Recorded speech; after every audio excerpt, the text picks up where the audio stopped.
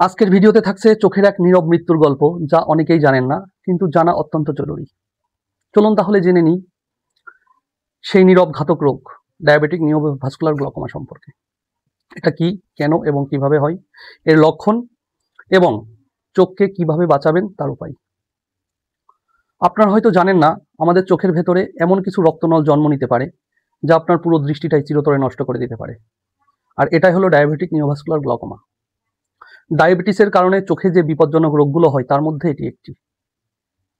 আমরা চোখের সামনে যা কিছু দেখি তার আসল ছবি বা ইমেজ তৈরি হয় রেটিনাতে।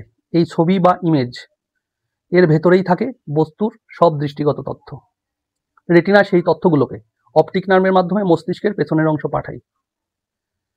ইমেজটি মস্তিষ্কে পৌঁছানোর পরই আমরা দেখতে পারি এবং সামনে থাকা বস্তুটিকে চিনতে পারি। ঠিক এই কারণে অপটিক নার্ভকে দৃষ্টিশক্তির প্রধান স্নায়ু বলা হয়।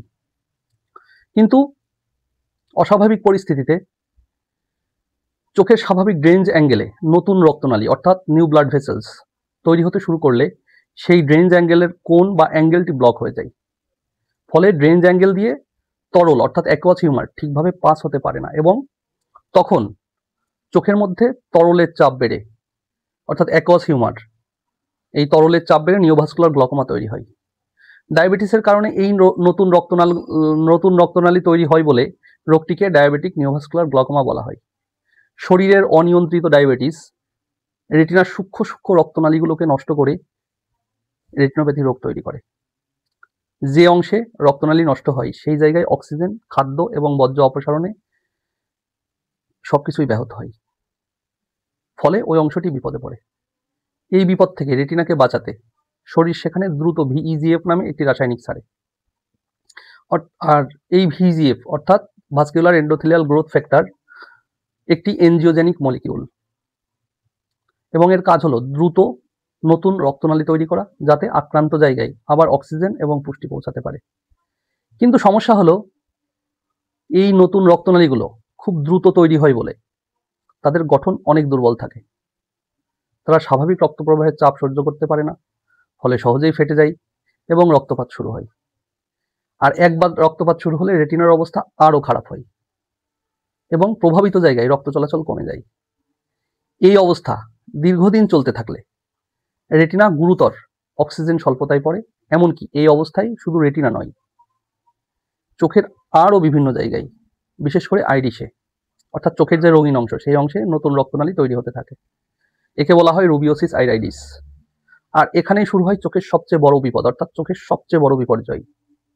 কারণ এই নতুন নরম রক্তনালীগুলো চোখের ড্রেঞ্জ অ্যাঙ্গেল পর্যন্ত ছড়িয়ে পড়ে এবং চোখের স্বাভাবিক জল বের হওয়ার পর অর্থাৎ অ্যাকুয়াস আউটফ্লো ব্লক করে দেয়। ফলে চোখের ভেতরের জল অর্থাৎ অ্যাকুয়াস হিউমার বের হতে না পারায় চোখের ভেতরের চাপ অর্থাৎ ইন্ট্রাঅকিউলার প্রেশার দ্রুত বেড়ে যায়।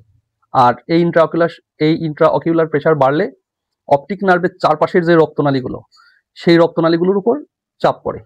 এর ফলে অপটিক নার্ভ পর্যাপ্ত রক্ত, অক্সিজেন এবং পুষ্টি পাওয়া থেকে ব্যাহত হয়। এমনকি তখন তার বর্জ্য বের করতে অসুবিধা হয়।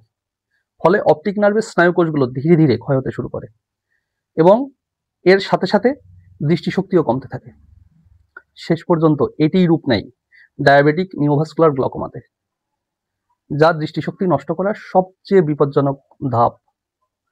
আর এই রোগে প্রথমে চোখের চারপাশের দৃষ্টি অর্থাৎ পেরিফেরাল ভিশন ধীরে ধীরে নষ্ট হয়ে যায়।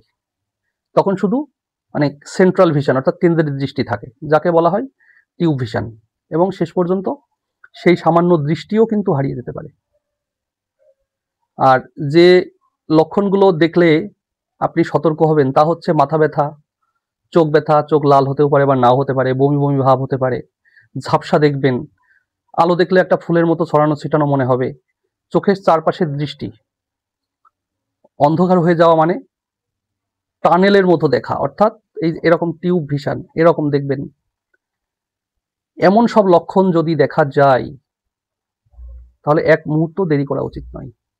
কারণ ডায়াবেটিস শুধু রক্তে সুগার বাড়ায় না, চোখের ভেতরের নতুন অস্বাভাবিক রক্তনালী তৈরি করে চোখের ভেতরে চাপ বাড়িয়ে দৃষ্টিশক্তিকে নীরবে নষ্ট করতে থাকে।